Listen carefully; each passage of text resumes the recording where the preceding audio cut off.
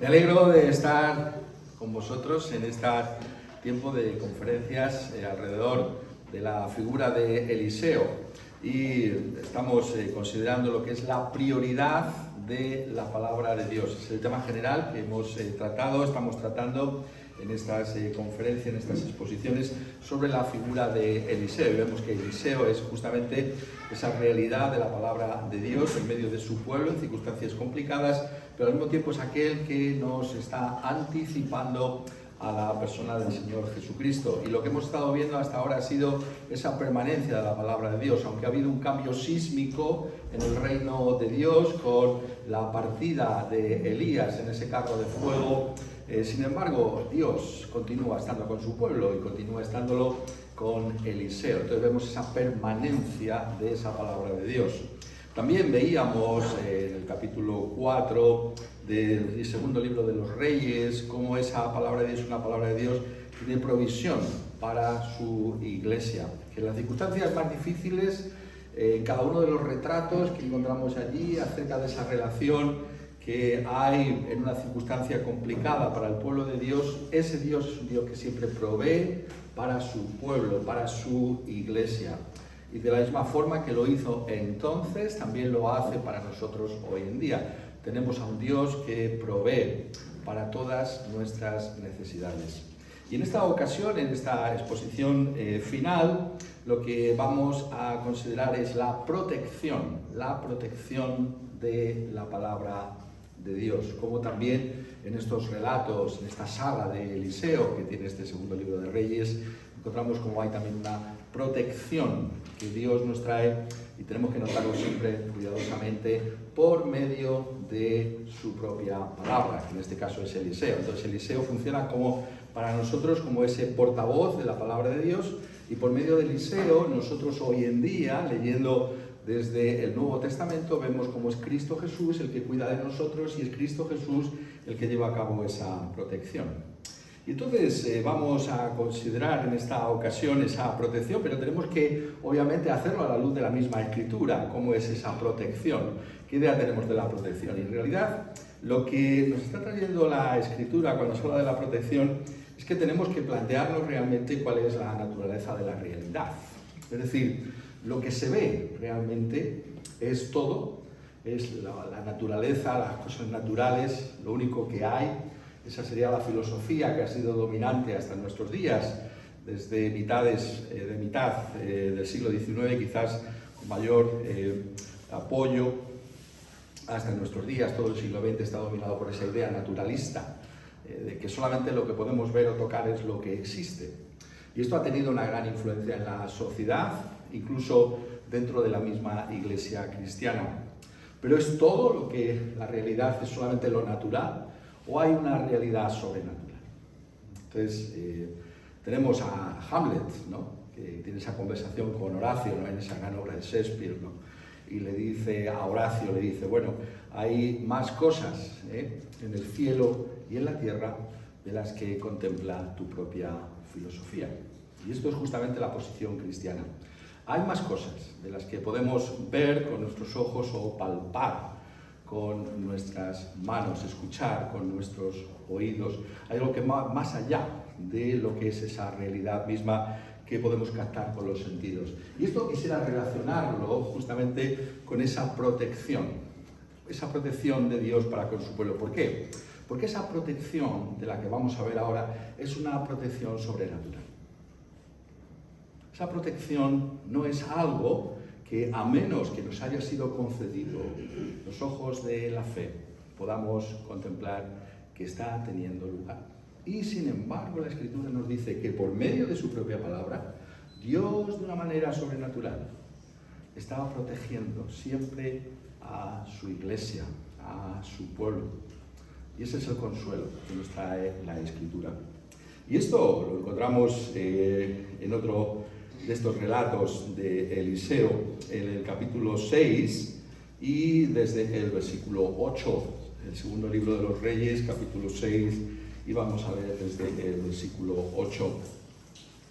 Y dice así la Escritura: tenía el rey de Siria guerra contra Israel y consultando con sus siervos dijo: en tal y tal lugar estará mi campamento. Y el varón de Dios envió a decir al rey de Israel: mira que no pases por tal lugar, porque los sirios van allí. Entonces el rey de Israel envió a aquel lugar que el varón de Dios había dicho, y así lo hizo una y otra vez con el fin de cuidarse. Y el corazón del rey de Siria se turbó por esto, y llamando a sus siervos les dijo: ¿no me declararéis vosotros quién de los nuestros es del rey de Israel? Entonces uno de los siervos dijo: no, rey, señor mío, sino que el profeta Eliseo que está en Israel, el cual declara al rey de Israel las palabras que tú hablas en tu cámara más secreta. Y él dijo: id y mirad dónde está, para que yo envíe a prenderlo. Y le fue dicho: he aquí que él está en Dotán. Entonces envió el rey allá gente de a caballo y carros y un gran ejército, los cuales vinieron de noche y sitiaron la ciudad. Y se levantó de mañana y salió el que servía al varón de Dios. Y aquí el ejército que tenía sitiada la ciudad, con gente de a caballo y carros. Entonces su criado le dijo: ah, señor mío, ¿qué haremos? Él le dijo: no tengas miedo, porque más son los que están con nosotros que los que están con ellos. Y oró Eliseo y dijo: te ruego, oh Jehová, que abras sus ojos para que vea. Entonces Jehová abrió los ojos del criado y miró. Y aquí que el monte estaba lleno de gente de a caballo y de carros de fuego alrededor de Eliseo. Y luego que los sirios descendieron a él, oró Eliseo a Jehová y dijo: te ruego que hieras con ceguera a esta gente. Y los hirió con ceguera, conforme a la petición de Eliseo. Después les dijo Eliseo: no es este el camino, ni es esta la ciudad. Seguidme, y yo os guiaré al hombre que buscáis. Y los guió a Samaria. Y cuando llegaron a Samaria, dijo Eliseo: Jehová, abre los ojos de estos, para que vean. Y Jehová abrió sus ojos y miraron, y se hallaban en medio de Samaria. Cuando el rey de Israel los hubo visto, dijo Eliseo: los mataré, padre mío. Y él le respondió: no los mates. ¿Matarías tú a los que tomaste cautivos con tu espada y con tu arco? Pon delante de ellos pan y agua, para que coman y beban, y vuelvan a sus señores. Entonces se les preparó una gran comida. Y cuando habían comido y bebido, los envió y ellos se volvieron a su señor. Y nunca más vinieron bandas armadas de Siria a la tierra de Israel.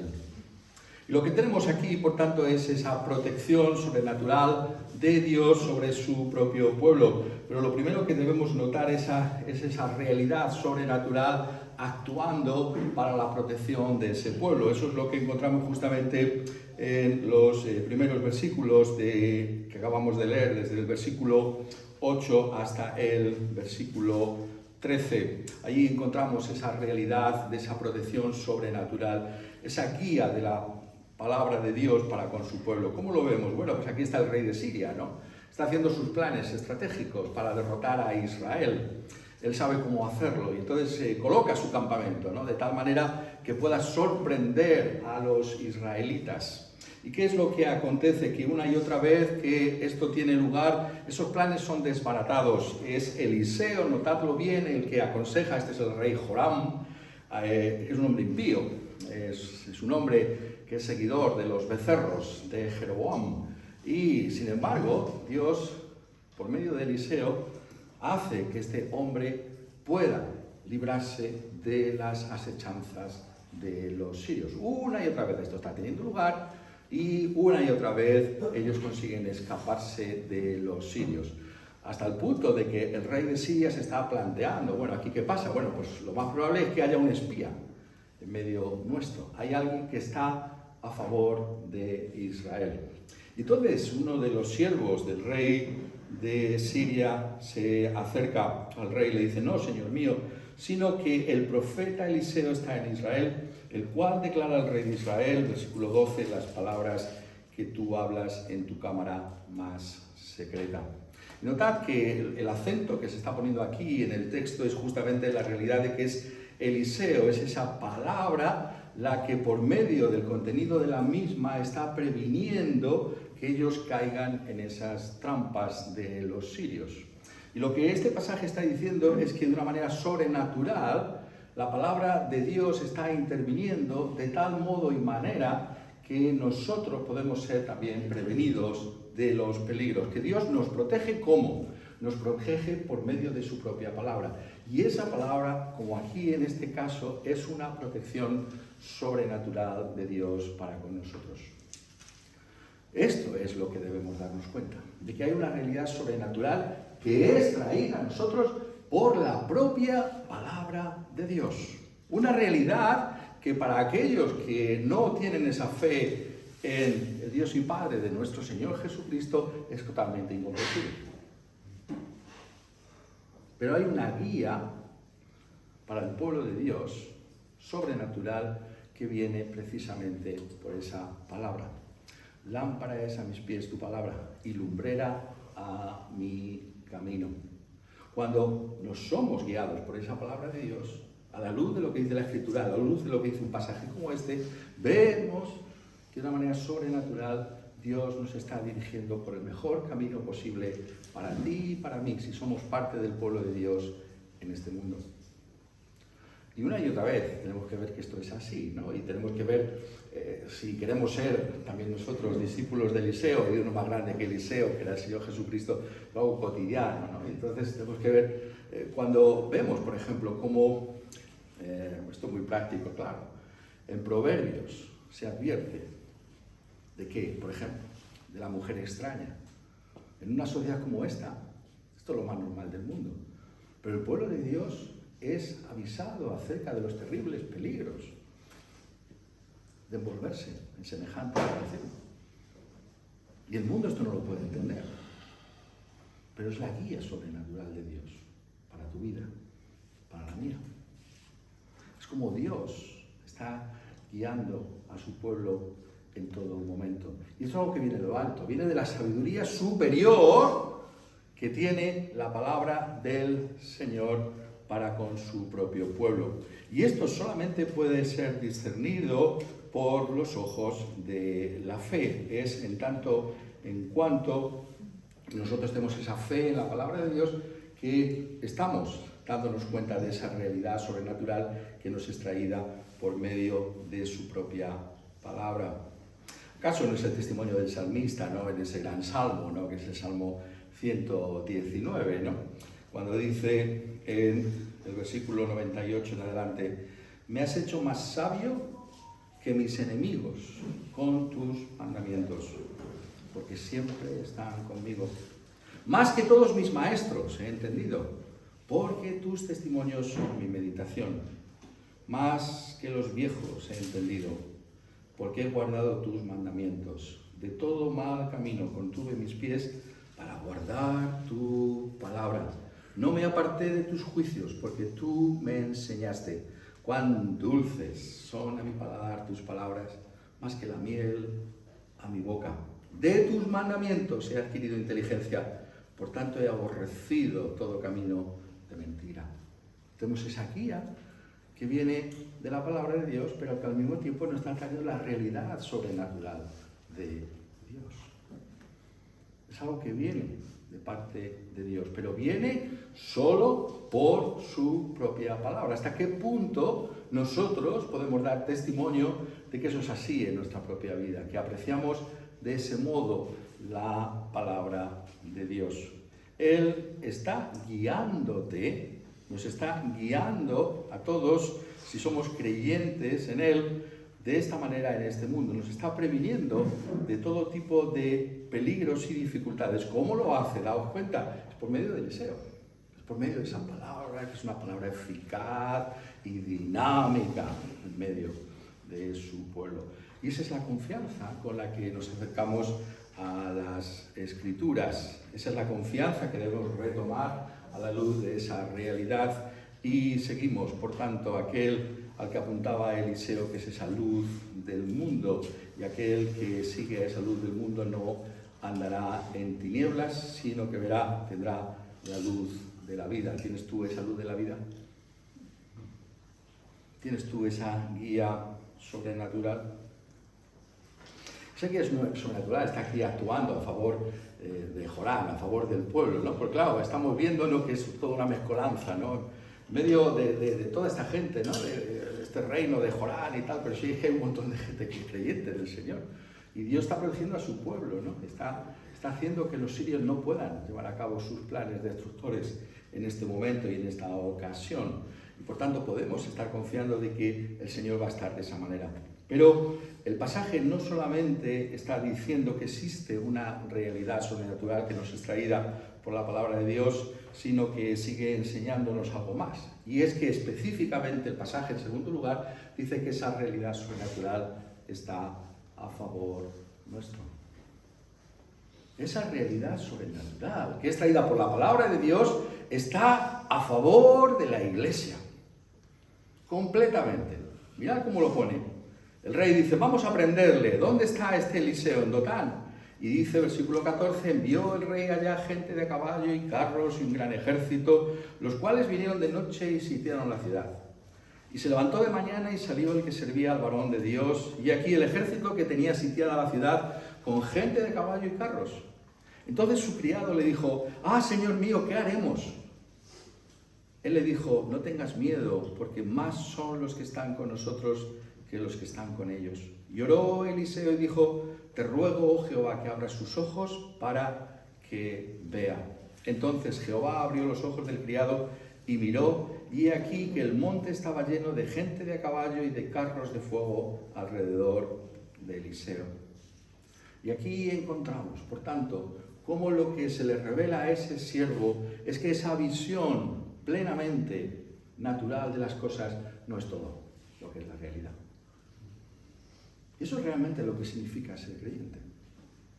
Ser creyente significa siempre mirar a las cosas, no simplemente con los ojos que todo el mundo lo ve. Estoy viendo el ejército de los sirios, está aquí.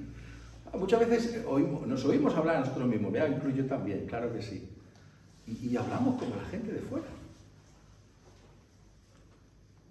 Y oímos nuestras opiniones sociales y hablamos igual que los que están ahí fuera. ¿Acaso no hay una sabiduría superior en Israel, en la iglesia, para ver las cosas de otro modo?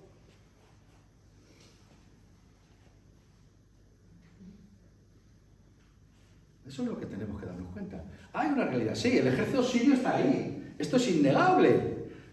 El cristianismo no niega la realidad. No vivimos en un mundo de fantasía, obviando los problemas y las dificultades que tenemos. Estamos rodeados por un ejército de sirios. Pero hay algo más que eso. Hay algo mucho más profundo que eso, pero que es igualmente real. ¿El qué? La presencia de un ejército que está alrededor de Eliseo y de su siervo para protegerles, que están del lado de ellos incondicionalmente. Eso es lo que está diciendo. Y vemos, por tanto, que la exhortación que le trae Eliseo al siervo y a nosotros también hoy en día es: no tengas miedo, no temas. Esa posiblemente, creo que no me equivoco, es la frase que más se repite en toda la Biblia. No temas. ¿Por qué será? No temas. No temas. Pues siempre estamos temerosos, ¿no? Muchas veces decimos, ¿cómo es posible que Israel en el desierto fueran así? Pues eso es que no nos conocemos nuestros corazones, pues somos iguales. No temas. ¿Hay algo que te hace temer en estos momentos? ¿Que tienes que afrontar? La Escritura te dice, no temas. No temas. ¿Por qué? Porque hay una realidad sobrenatural que está a nuestro favor. Dios está con nosotros. Y claro, aquí vemos, ¿no?, como estos textos de Eliseo, estamos viéndolo todo este tiempo, ¿no? Tienen una influencia, ¿no?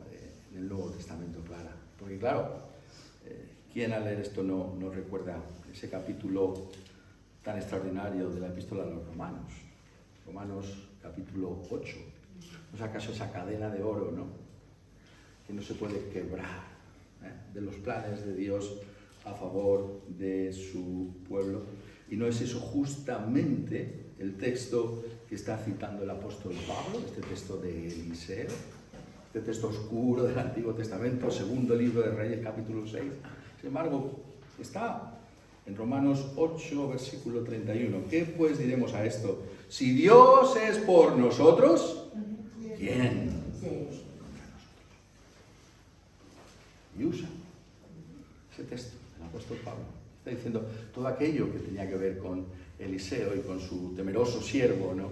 Es algo que tenemos que llevar también a nosotros. ¿Y cómo es esto así? Bueno, por la radicalidad de los planes y de la seguridad de los propósitos divinos.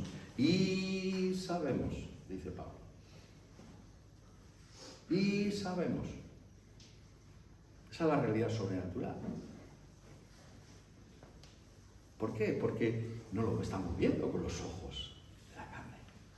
Y sin embargo sabemos. Y sabemos que a los que aman a Dios todas las cosas les ayudan a bien. Esto es, a los que conforme a su propósito son llamados. Porque a los que antes conoció también los predestinó para que fuesen hechos conforme a la imagen de su Hijo, para que Él sea el primogénito entre muchos hermanos. Y a los que predestinó, a estos también llamó. Y a los que llamó, a estos también justificó. Y a los que justificó, a estos también glorificó. El apóstol expande la realidad de lo que hay detrás ahí, esbozado en las palabras de Eliseo a su siervo. Y por eso dice, ¿qué pues diremos a esto? Si Dios es por nosotros, ¿quién contra nosotros? El Dios que desde antes de la fundación del mundo nos escogió en Cristo para ser salvos.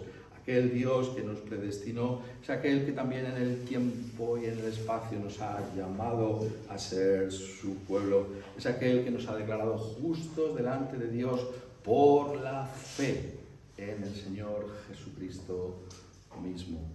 Y dice, a los que justificó, también glorificó.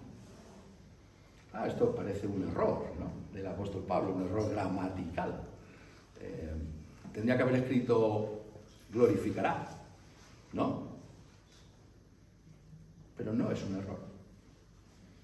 Dice glorificó. ¿Cómo se entiende esto?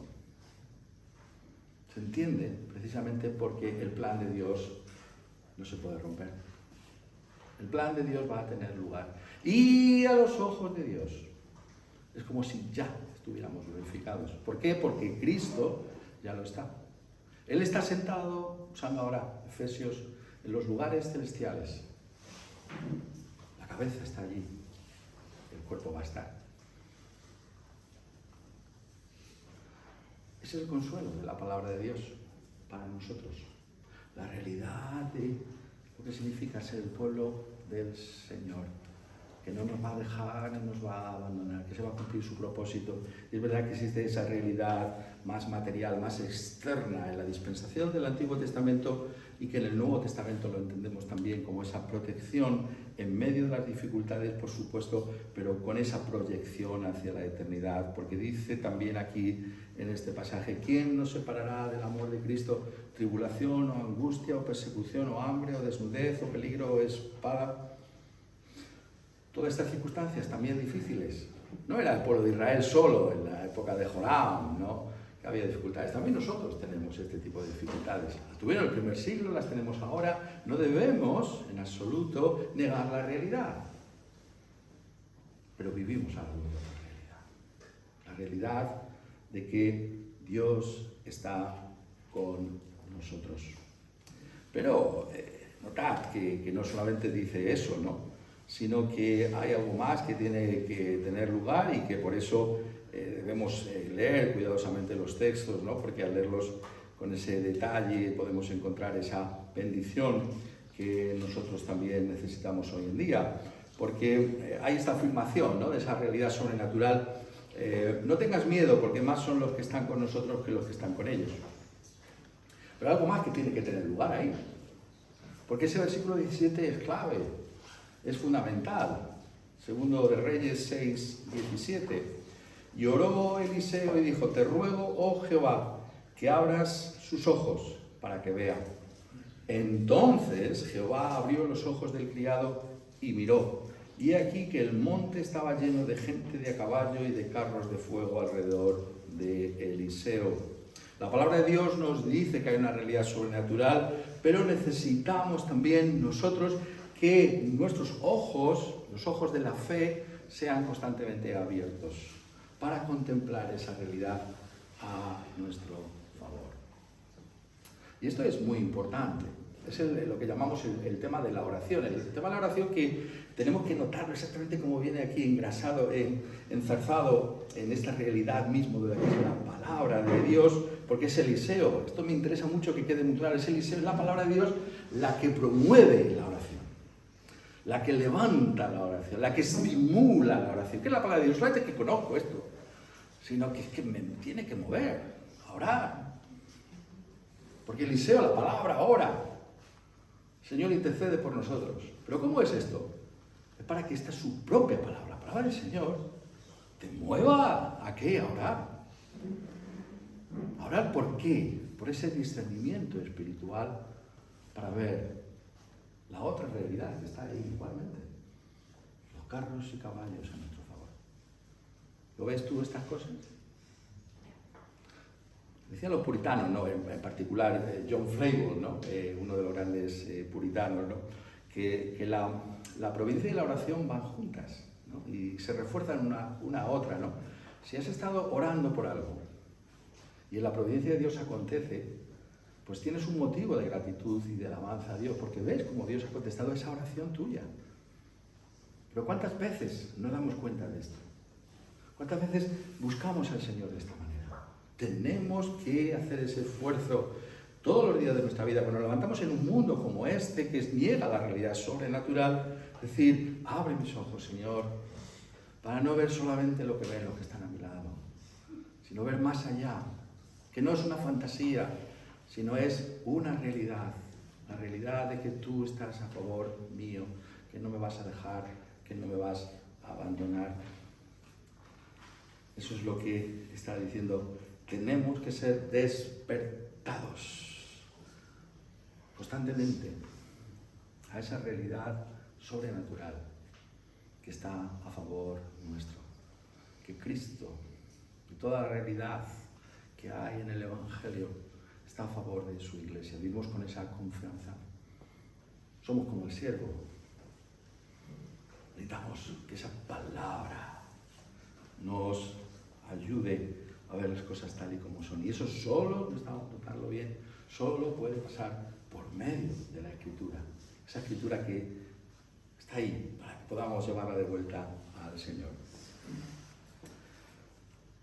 Pero hay algo más, ¿no?, en este pasaje y que tenemos que considerar, porque está todo concatenado, ¿no? Y luego que los sirios descendieron a él, oró nuevamente Eliseo a Jehová y le dijo: te ruego que hieras con ceguera a esta gente. Y los hirió con ceguera conforme a la petición de Eliseo. Después le dijo Eliseo: no es este el camino, ni es esta la ciudad, seguidme, y yo os guiaré al hombre que buscáis. Y los guió a Samaria. Y cuando llegaron a Samaria, dijo Eliseo: Jehová, abre los ojos de estos para que vean. Y Jehová abrió sus ojos y miraron, y se hallaban en medio de Samaria. Cuando el rey de Israel los hubo visto, dijo a Eliseo: los mato, Padre mío. Él le respondió: no los mates. ¿Matarías tú a los que tomaste cautivos con tu espada y con tu arco? Pon delante de ellos pan y agua, para que coman y beban y vuelvan a sus señores. Entonces se les preparó una gran comida. Y cuando habían comido y bebido, los envió, y ellos se volvieron a su señor. Y nunca más vinieron bandas armadas de Siria a la tierra de Israel. La realidad sobrenatural finalmente exige un comportamiento sobrenatural. La realidad natural exige que tú y yo nos comportemos de una manera sobrenatural. No como se comporta este mundo, no conforme a los valores de este mundo caído, vengativo, corrupto, sino conforme a algo distinto, conforme al Espíritu de Dios mismo. He aquí Joram. Esto es el mundo, toda la gente caída, la venganza, la crueldad. Mis enemigos, ¿qué merecen? Nada. Lo peor para ellos. Y este Joram quiere usar, ¿no? Quiere usar la palabra de Dios. Todo esto es tan relevante en nuestros días. Que la palabra de Dios funcione a mi favor. Pero no, la palabra de Dios está aquí en este mundo no para reírle las gracias a los poderosos, sino para contradecir a los mismos. Eso es lo que entendemos por profecía. La aplicación de la Escritura. Dice, no, esto no corresponde al pueblo de Dios. No corresponde que haya venganza, y muerte y sangre derramada. Lo que corresponde es un comportamiento distintivo. Un comportamiento que no tiene nada que ver con lo que este mundo puede ofrecer. Un comportamiento que tiene que ver con una realidad de otro mundo. Decía Chesterton, ¿no? El gran autor británico, ¿no? Novelista, periodista extraordinario, que cuando uno lee el Sermón del Monte, es como si un aroma de otro mundo pudiera ser respirado. Cuando nos acercamos a un lugar como este, ¿no? El comedor, y olemos la comida, algo se está preparando maravilloso. Lo que aquí está es el aroma de otro mundo. Decía Jonathan Edwards, gran predicador en las colonias británicas, luego lo que llegó a ser Estados Unidos de América, el cielo es un mundo de amor. ¿Por qué? Todos sabemos la respuesta. Dios es amor. Finalmente, por encima de cualquier otra cosa, Dios es amor. Es amor santo, es amor justo, pero Dios es amor. Y aquí incrustados, en medio de estas oscuras historias de Eliseo, se nos inculca la realidad de un comportamiento que es distintivo para el pueblo de Dios. Lo dice en ese libro de Proverbios, ¿no? Si el que te aborrece, Proverbios 25, 21, Proverbios 25, 21, si el que te aborrece tuviere hambre, dale de comer pan. Y si tuviere sed, dale de beber agua. Porque ascuas amontonarás sobre su cabeza. Y Jehová te lo pagará. Eso está en el Antiguo Testamento. Pero sabemos que no solamente es allí, sino en esa enseñanza a la que ya aludía por medio de la cita de Chesterton. Y uno más grande que cualquiera de nosotros dijo, Mateo 5:44, pero yo os digo, amad a vuestros enemigos, bendecid a los que os maldicen, haced bien a los que os aborrecen y orad por los que os ultrajan y os persiguen. ¿Cumplimos con esto o hemos olvidado este mandamiento? Algunas veces uno tiene la sensación, observando nuestro mundo, el mundo nuestro de las iglesias me refiero,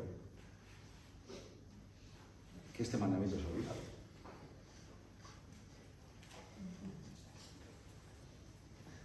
Que simplemente reaccionamos como el mundo lo hace, con polarización y odio. Pero eso es como el mundo lo hace. Pero no tiene que ser la iglesia. La iglesia tiene que ser conocida por esa realidad de ese amor, incluso por los enemigos. Esa es la enseñanza de Jesús. ¿Por qué es esto así? La razón es obvia. Para que seáis, versículo 45, hijos de vuestro Padre que está en los cielos, que hace salir su sol sobre malos y buenos, y que hace llover sobre justos e injustos. Porque si amáis a los que os aman, ¿qué recompensa tendréis? ¿No hacen también lo mismo los publicanos? Y si saludáis a vuestros hermanos solamente, ¿qué hacéis de más? ¿No hacen también así los gentiles? Sed, pues, vosotros perfectos, como vuestro Padre que está en los cielos es perfecto. Estamos diciendo aquí, ¿no?, que lo que vemos es la protección de la palabra de Dios. Pero claro, la palabra de Dios siempre nos está sorprendiendo, ¿no?, porque es la protección de la palabra de Dios para nosotros. ¿Os habéis dado cuenta de que la argumentación que trae Eliseo es que esa protección es también para los sirios?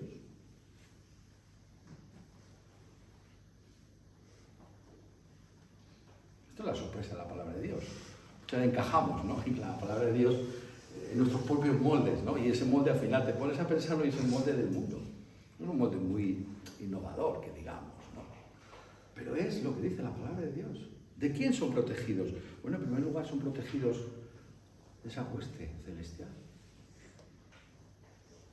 La ira de Joram, por fiera que pudiera ser, no tiene ni punto de comparación con la de Dios. ¿Son prisioneros de quién? De Jehová, de Dios. Todos estamos en manos de Dios. Y Dios tiene un propósito para toda la humanidad. Propósito de preservar en su gracia común para que puedan oír el Evangelio, para que puedan ver la realidad sobrenatural del Evangelio y puedan decir: yo quiero pertenecer a esa gente, porque no he visto un comportamiento como ese en un mundo caído como este. Ese es el testimonio de nuestro comportamiento sobrenatural, la realidad. Que Dios, por medio de su palabra, nos está trayendo un comportamiento que no responde en absoluto al que tiene este mundo. Y ese es el gran llamamiento que hemos recibido. Eso es lo que es Eliseo, ¿no? Es esa molestia a Joram y a todos los reyes de Israel. ¿Por qué? Pues no ríen las gracias. La palabra de Dios no puede reír las gracias.